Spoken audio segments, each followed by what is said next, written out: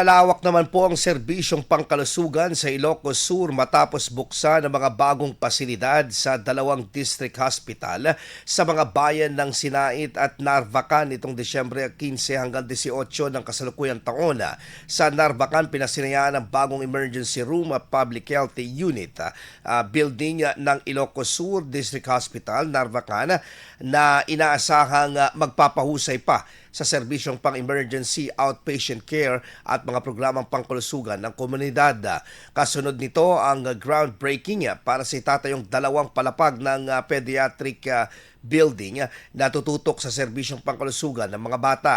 Samantala sa Sinait, binuksan din ang bagong gusali ng Ilocos Sur District Hospital, Sinait na may emergency room, laboratory, outpatient department at mga ward na layong palakasin pang pasilidad ng ospital sa pagtugon sa pangangailangang medikal ng mga pasyente.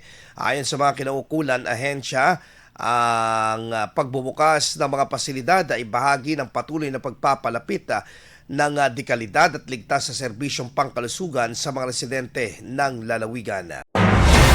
IFM News. IFM News. IFM News.